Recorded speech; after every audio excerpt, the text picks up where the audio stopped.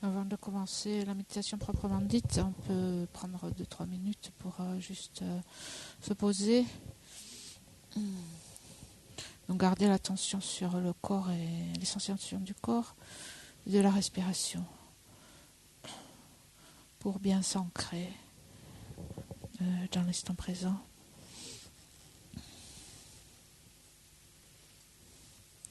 Et pacifier un peu l'esprit.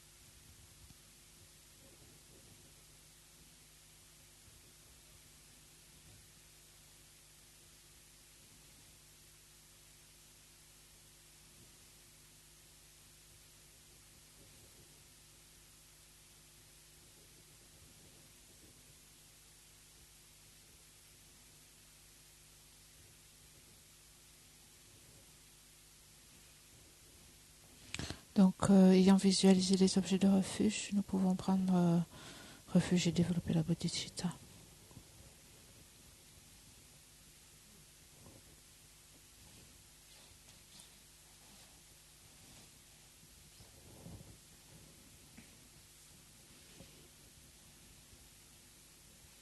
Jusqu'à l'éveil, je prends refuge dans le Bouddha, le Dharma et la communauté suprême, la Sangha. Jusqu'à l'éveil, je prends refuge dans le Bouddha, le Dharma et la communauté suprême, la Sangha. Jusqu'à l'éveil, je prends refuge dans le Bouddha, le Dharma et la communauté suprême, la Sangha.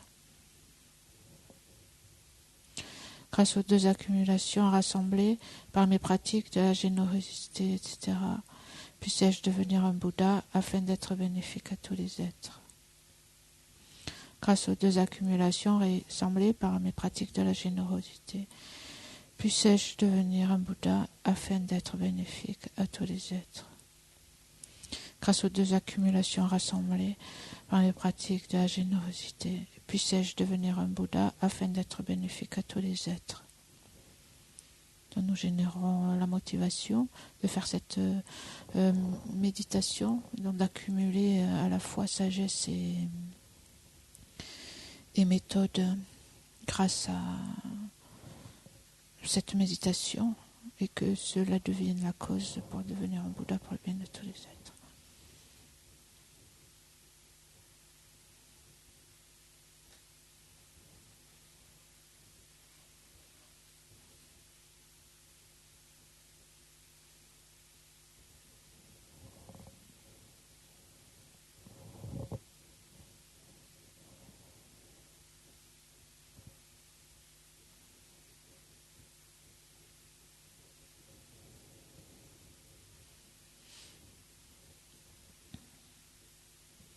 Avec respect, je me prosterne par le corps, la parole et l'esprit. Je présente des myriades de toutes sortes d'offrandes, réelles et imaginées. Je confesse toutes les actions négatives accumulées depuis des temps sans commencement. Je me réjouis des mérites de tous les êtres saints et ordinaires.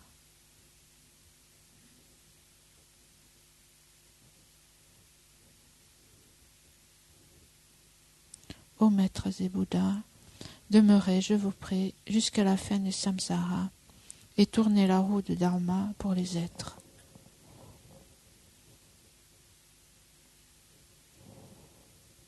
Mes propres mérites et ceux de tous les autres, je les dédie à l'éveil suprême.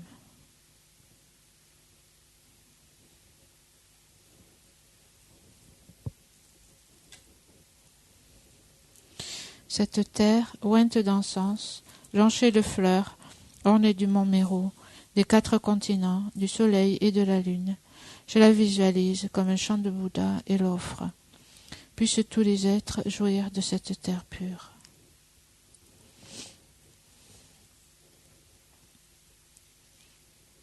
Je prends refuge et me prosterne devant le Maître et les 3 joyaux précieux. Veuillez, je vous prie, bénir mon esprit. Je vous fais la requête de pacifier immédiatement toutes les conceptions erronées de la dévotion incorrecte envers le Maître, jusqu'à la vue dualiste dans mon esprit et dans celui de tous les êtres mes mères. Je vous fais la requête de susciter dans mon esprit et celui de tous les êtres mes mères toutes les réalisations correctes de la dévotion au Maître jusqu'à l'éveil. Je vous fais la requête de pacifier tous les obstacles intérieurs et extérieurs qui entravent le développement de l'intégralité de la voie graduée vers l'éveil dans mon esprit et dans celui de tous les êtres mes mères.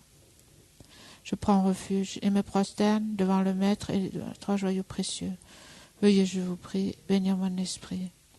Je vous fais la requête de pacifier immédiatement toutes les conceptions erronées de la dévotion incorrecte envers le Maître, jusqu'à la vue dualiste dans mon esprit et dans celui de tous les êtres mes mères.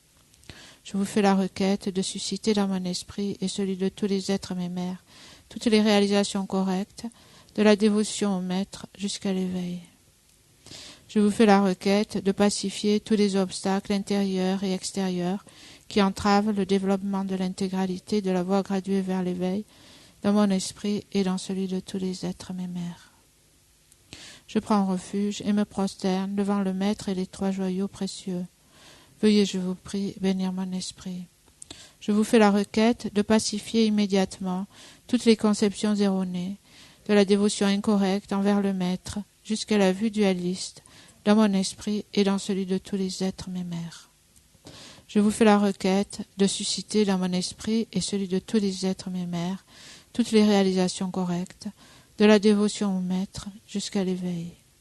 Je vous fais la requête de pacifier tous les obstacles intérieurs et extérieurs qui entravent le développement de l'intégralité de la voie graduée vers l'éveil dans mon esprit et dans celui de tous les êtres mes mères. Idang Guru Rana Mandala Niyataya.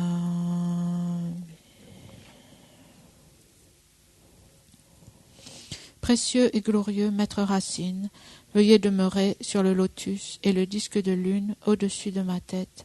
Dans votre grande bonté, veuillez me guider et m'accorder les réalisations de votre corps, de votre parole et de votre esprit. Veuillez me guider et m'accorder les réalisations de votre corps, de votre parole et de votre esprit. Vous êtes l'œil qui contemple l'immensité des enseignements, la porte d'accès suprême à la libération pour les êtres fortunés. À l'aide de vos moyens habiles, vous nous pacifiez avec amour. Ô Maître spirituel qui nous éclairez, je vous invoque. Puissais-je à aucun moment ne laisser surgir en moi la moindre vue fausse envers les actions du Maître glorieux. Puissais-je considérer toutes ces actions comme pures, et avec cette dévotion recevoir les bénédictions du Maître dans mon cœur.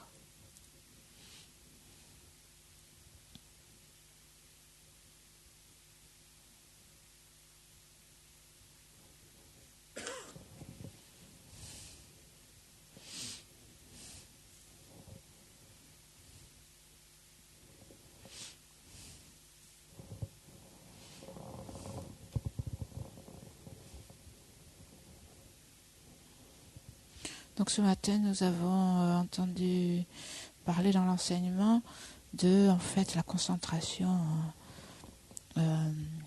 semblable à l'illusion. Et nous avons donc, Geshe-la a parlé des apparences qui s'élèvent en fait comme des illusions. l'apparence s'élevant comme une illusion. Et donc, comme on dit ce matin, en fait, il faut 2 facteurs pour que cette apparence s'élève. D'un côté, il y a l'apparence des phénomènes conventionnels qui apparaît, et ça, c'est quelque chose en fait qui s'impose à nous. Hein. C'est pas quelque chose qu'il faut travailler, c'est pas quelque chose qu'il faut obtenir par le raisonnement. C'est l'apparence elle-même des phénomènes. Tout ce qui nous apparaît, que ce soit le jeu ou que ce soit n'importe quel autre phénomène, autre chose. Tout nous apparaît en fait dans l'apparence même. Ce qui s'impose dans l'apparence à nous, c'est que ces phénomènes, personnes et phénomènes, apparaissent comme existants de manière intrinsèque, de leur propre côté.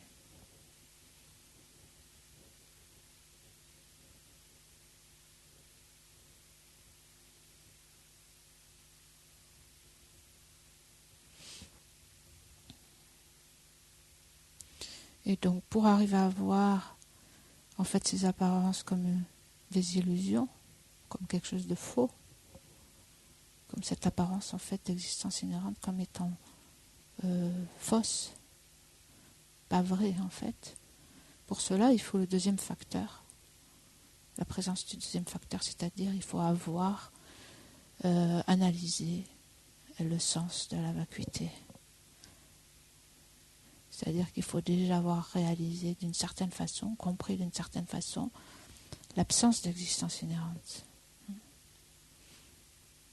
Donc il faut une conscience rationnelle qui a analysé,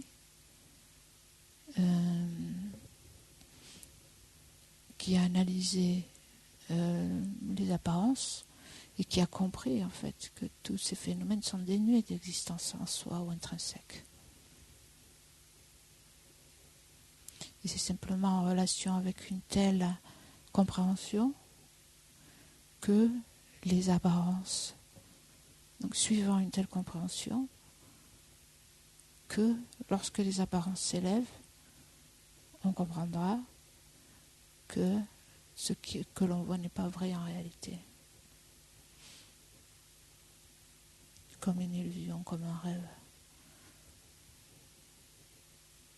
Donc l'exemple de ce que l'on comprend dans le monde comme étant faux. Une illusion, un rêve, ça peut être aussi. Même si ça a l'air complètement vrai, on sait que c'est pas vrai en fait, c'est faux. Donc auparavant, les apparences, elles s'élèvent comme ça. Elles s'imposent à nous. Ce sur quoi il faut travailler, c'est sur la compréhension de la vacuité.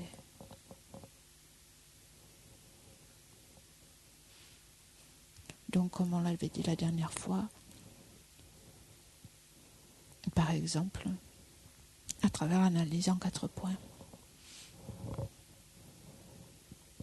Et donc, c'est ça qu'on peut revoir aujourd'hui dans la méditation.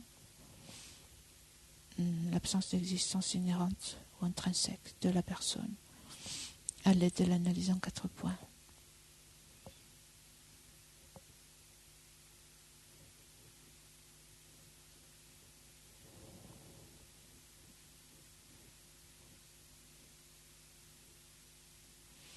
Donc pour pouvoir comprendre la vacuité, il faut d'abord comprendre l'objet de réfutation.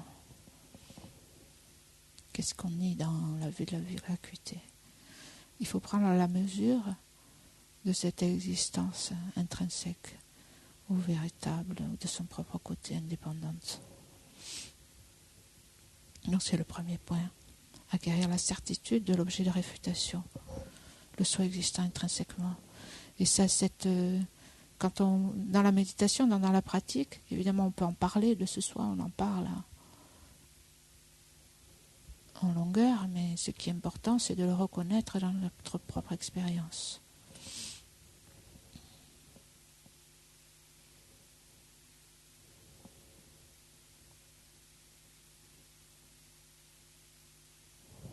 Et Donc pour faire s'élever, il y a plusieurs notions d'un soi en général.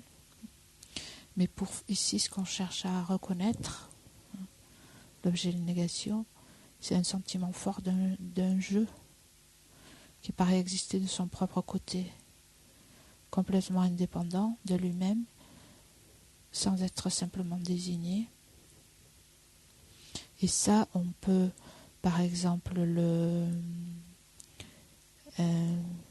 évoquer une émotion forte. Parce que en fait, toutes les émotions fortes sont associées à un sentiment très fort du jeu, de moi.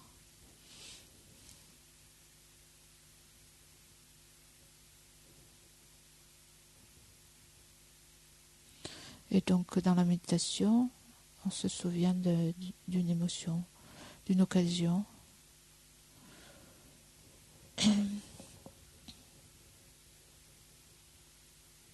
Donc, associé à une émotion.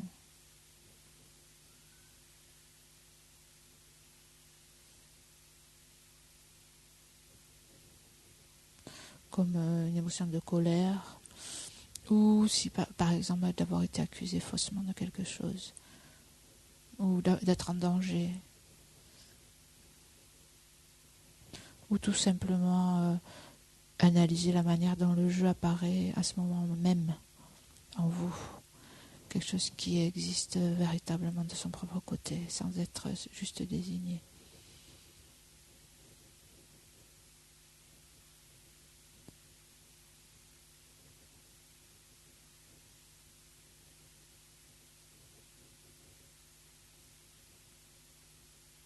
Donc ça demande que d'un coin de l'esprit, une portion de l'esprit examine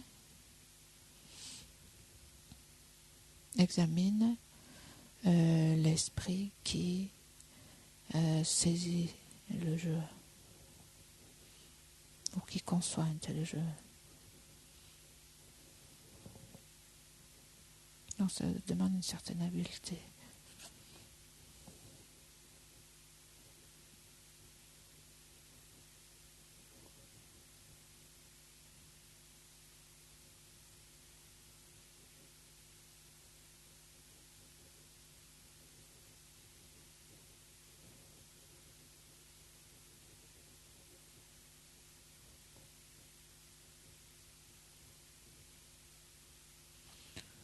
Donc il faut arriver à reconnaître ce sentiment d'un jeu. Souvent, les meilleures occasions, c'est quand on est dérangé.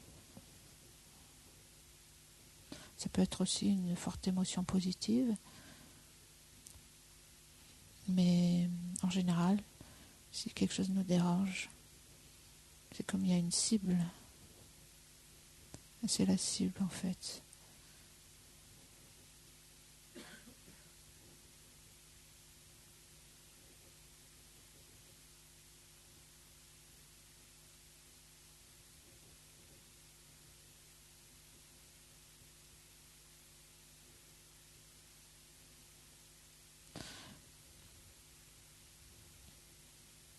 Et donc, lorsqu'on arrive à le faire s'élever, il faut arriver à le reconnaître et arriver à le maintenir, ou quand on le perd, le refaire apparaître pendant la méditation, parce que c'est ce jeu-là qu'on va chercher à voir, dont on va chercher à voir s'il est un avec les agrégats ou différent des agrégats.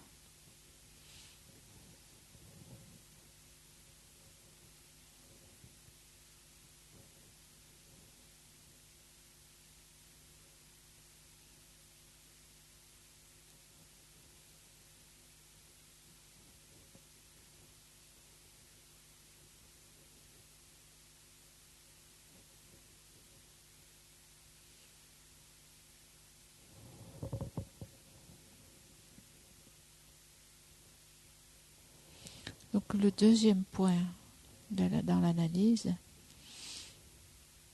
c'est de se rendre à l'évidence que si ce jeu existe. Donc ici, on parle de ce jeu qui existe intrinsèquement, sans être désigné de son propre côté. Si un tel jeu existe, il va être soit un avec les agrégats, le corps et l'esprit, soit complètement séparé. Donc il doit exister soit à l'intérieur des agrégats, soit séparé des agrégats.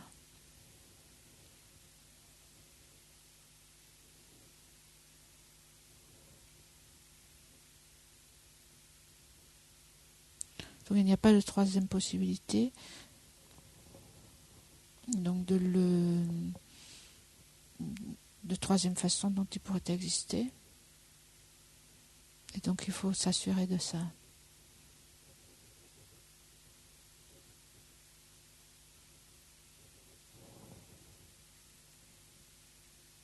C'est-à-dire il faut être convaincu qu'il n'y a que ces deux possibilités. Donc ce sentiment d'un jeu qu'on a, on peut se demander, est-ce qu'il est dans les agrégats, est-ce qu'il est séparé des agrégats?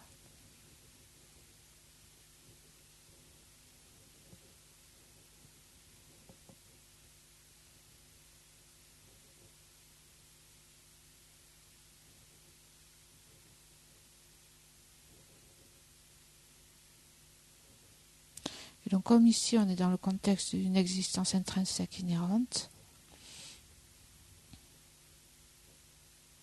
si le jeu est 1 avec les agrégats, s'il existe à l'intérieur des agrégats, en fait il doit être intrinsèquement 1 avec les agrégats.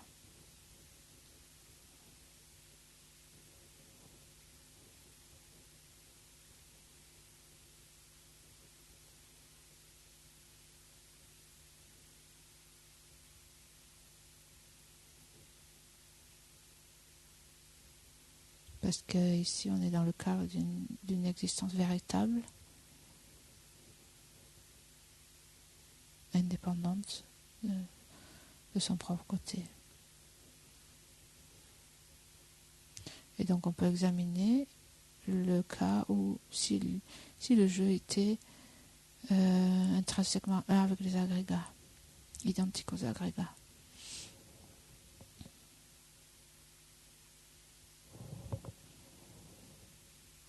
Donc d'abord, avant d'examiner cela, on peut passer un peu de temps sur le deuxième point. C'est-à-dire, est-ce que vous êtes convaincu qu'il n'y a que ces deux possibilités ?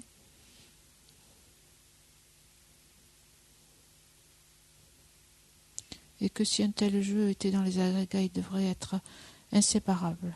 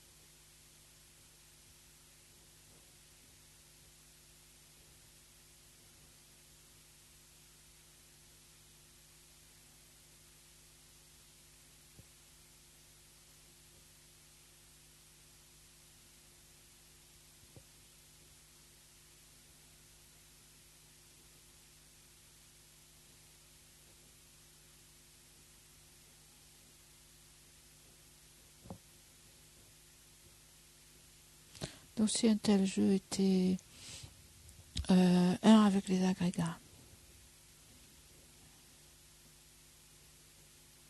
le corps et l'esprit,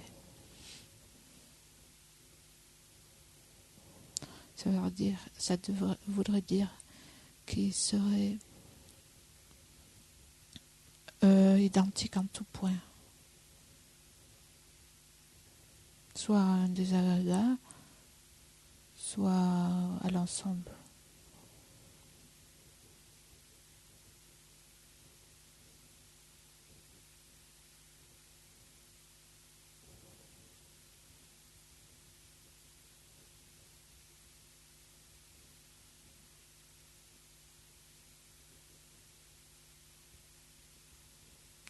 Donc comme le jeu est 1, à ce moment-là, il n'y aurait qu'un agrégat.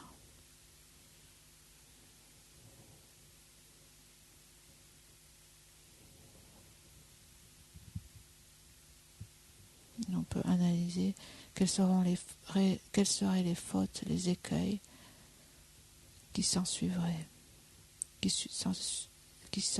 cette position. Que le jeu existant intrinsèquement est un avec les agrégats. Ça voudrait dire que soit le jeu est plusieurs, autant qu'il y a d'agrégats, soit les agrégats, il n'y a qu'un agrégat, puisque le jeu est un.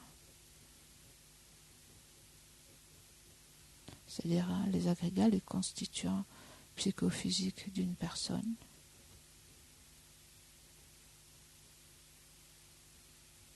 Si ces constituants et le jeu étaient la même chose, identique, donc soit il y aurait de nombreux jeux, soit il y aurait un constituant.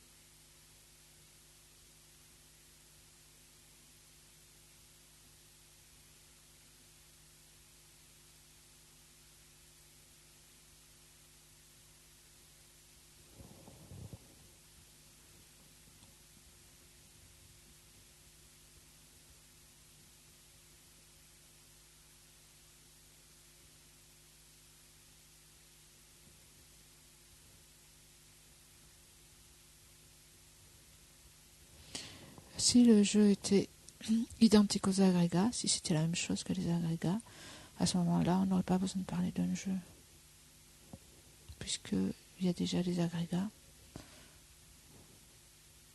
Donc si le jeu était la même chose, parler d'un jeu serait une répétition. Donc serait redondant.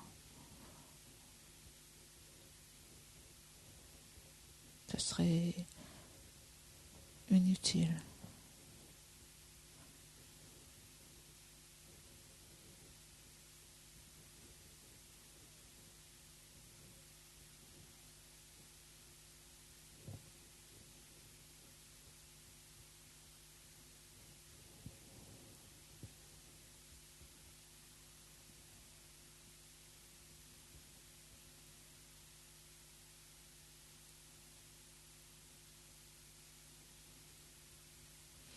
Donc si le jeu était les agrégats, était un avec les agrégats,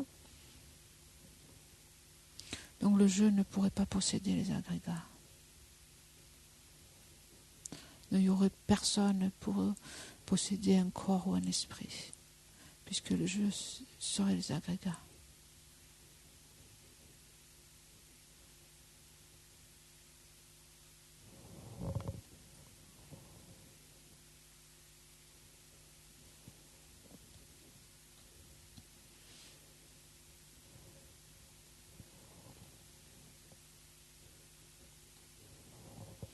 Donc on ne pourrait pas dire mon corps, mon esprit, puisqu'il n'y a pas de jeu séparé des agrégats.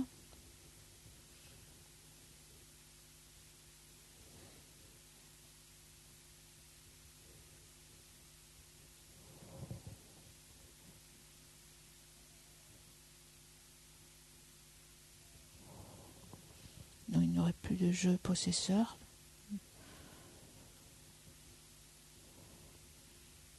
Donc on ne pourrait pas dire je me sens comme ci, je me sens comme ça, ou j'ai ou telle expérience.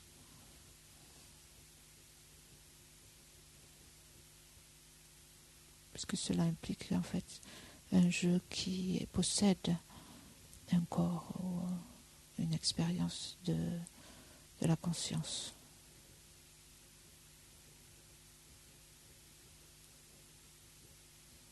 Donc donc si le jeu était inséparable avec les agrégats, on tombe sur de telles absurdités.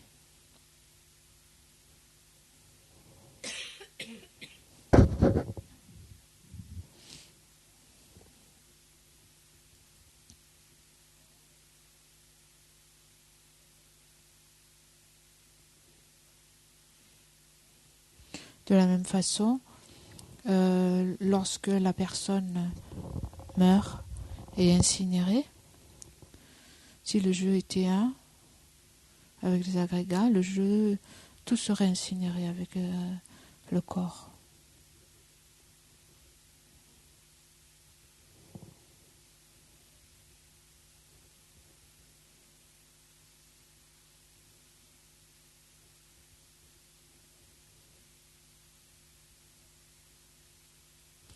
Ou alors, si la personne prend naissance, donc le corps et l'esprit devraient suivre aussi et devraient renaître dans la matrice d'une mère. Si le jeu était la même chose que les agrégats.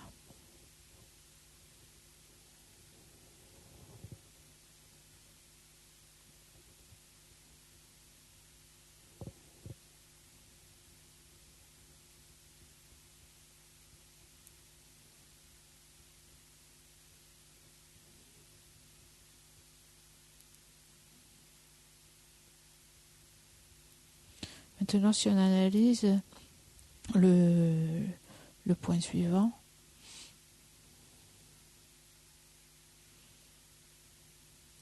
donc est-ce que le soi, le jeu, existant intrinsèquement, est-ce qu'il est séparé des agrégats? S'il n'est pas un avec les agrégats, s'il n'existe pas à l'intérieur des agrégats, est-ce qu'il existe comme étant séparé? Et donc, comme on parle ici d'existence intrinsèque, véritable, donc il faudrait que ce jeu soit intrinsèquement séparé des agrégats. Ça veut dire qu'il n'y a rien à faire avec les agrégats.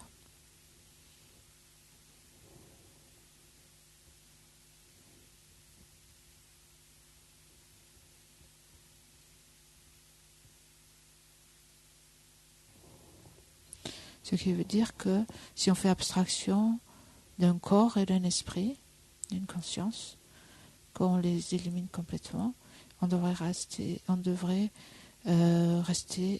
avec un jeu. Un jeu devrait rester.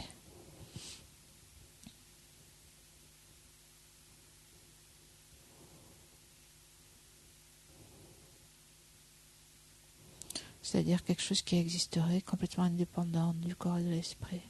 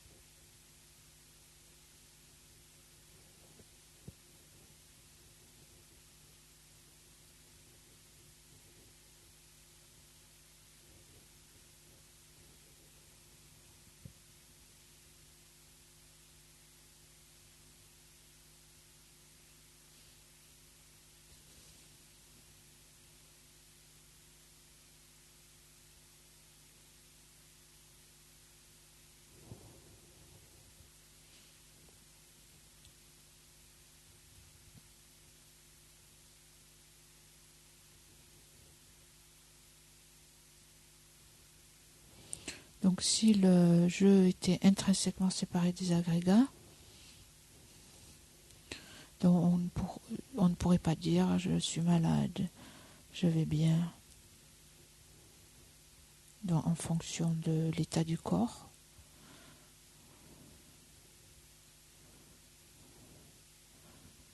Donc puisque le jeu serait complètement séparé,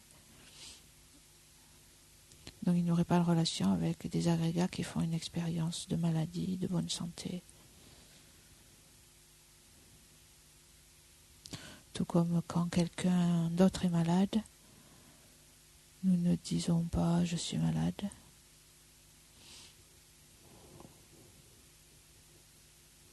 Donc il en serait de même si la personne était séparée des agrégats. Autre chose que les agrégats.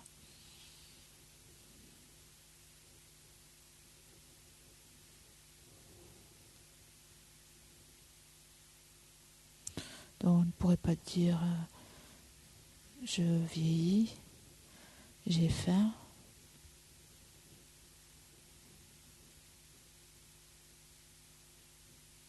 Puisqu'en fait le jeu n'aurait rien à voir avec l'état du corps.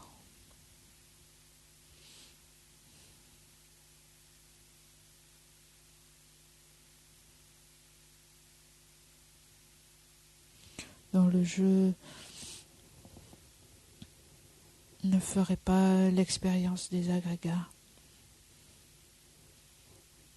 de naître, de mourir, de vieillir.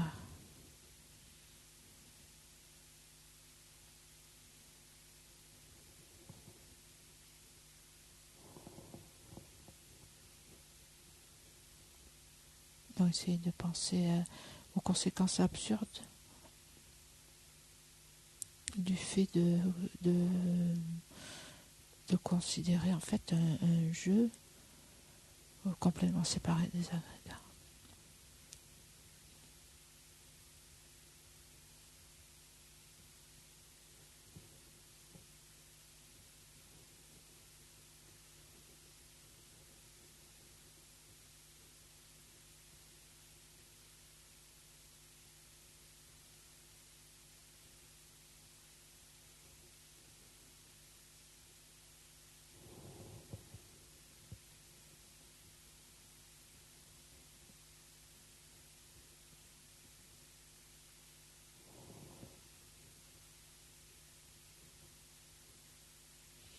Donc tout comme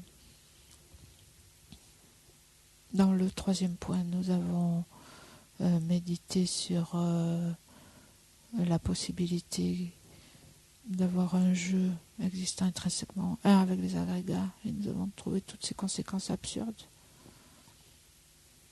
qui montrent que le jeu ne peut pas exister comme étant un avec les agrégats.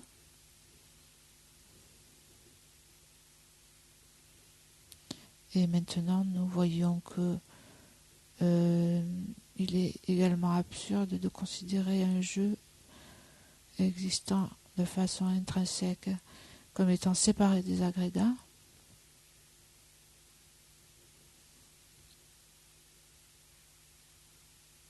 Et nous voyons qu'un tel jeu ne peut exister ni comme étant un, ni comme étant séparé.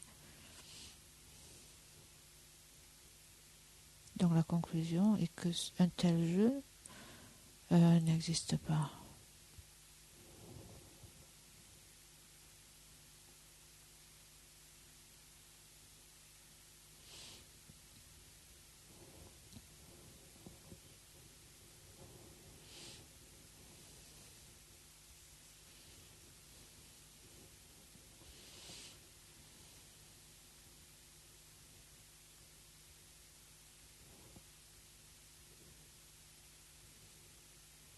Donc, en fait, la conclusion de la méditation, c'est que ce jeu qui apparaissait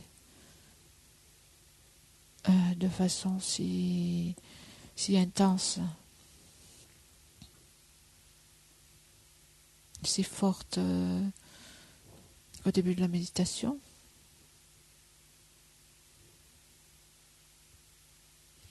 donc par l'analyse, il est prouvé, il est montré qu'il n'est ni un, ni séparé des agrégats, ce qui veut dire en définitive qu'il ne peut pas exister.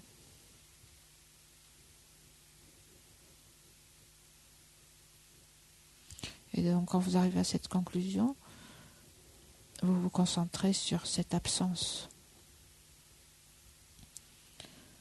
d'un jeu.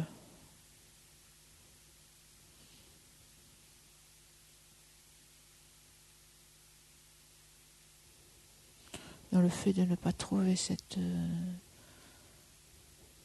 objet de négation.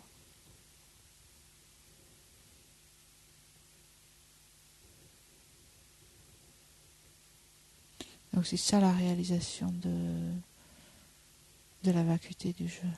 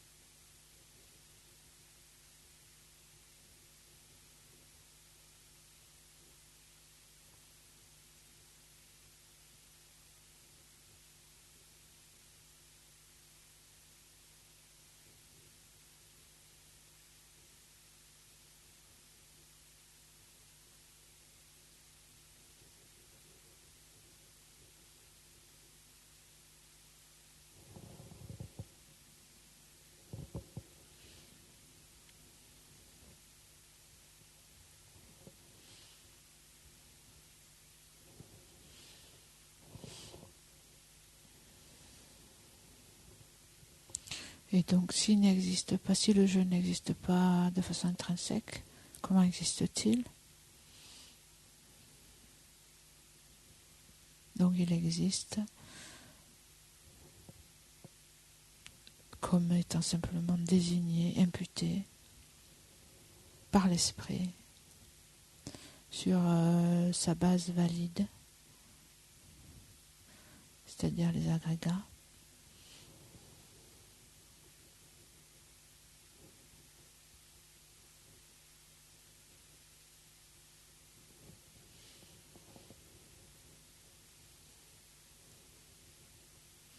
Et à partir de la base et de la désignation,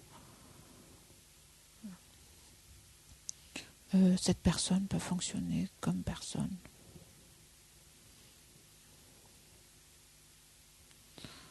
Donc peut s'engager dans différentes actions, faire l'expérience du résultat de ces actions, donc faire l'expérience du bonheur, de la souffrance, etc.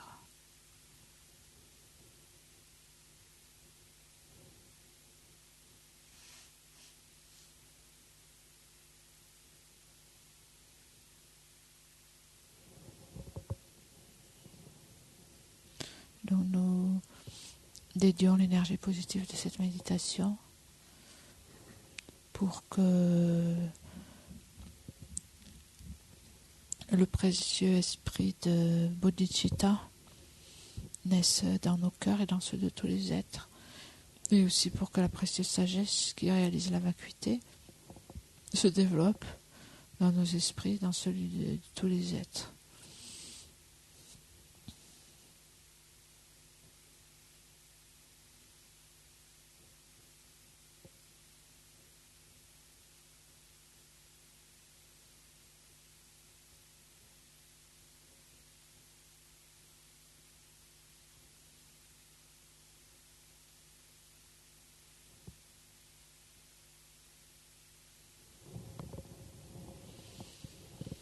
Et puisque nous sommes là, nous pouvons faire aussi l'offrande de nourriture qui se trouve à la page 207.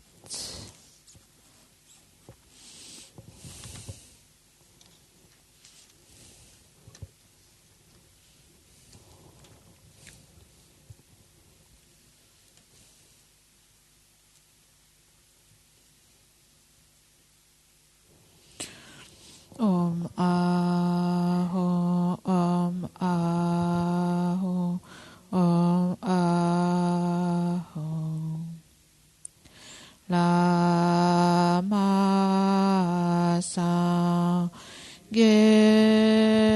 Lama Chödeshi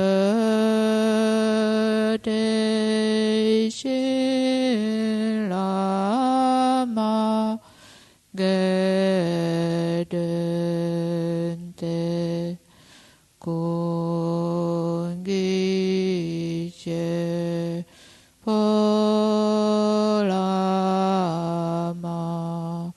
Telama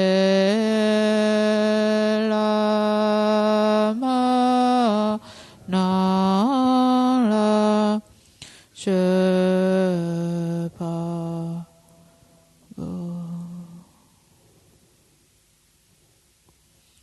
Puissions-nous, ainsi que notre entourage, dans toutes les vies à venir, ne jamais être séparés des trois joyaux, faire continuellement des offrandes aux trois joyaux et recevoir l'inspiration des trois joyaux. Au Maître suprême, le précieux Bouddha précieux, au refuge suprême, le Dharma précieux, au guide suprême, la Sangha précieuse, aux trois joyaux, objets de refuge, je fais offrande.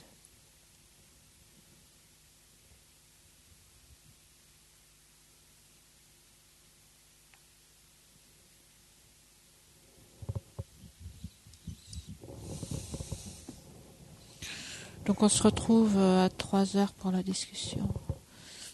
Je répète que oui, la discussion est réservée aux personnes qui sont inscrites au PEBA.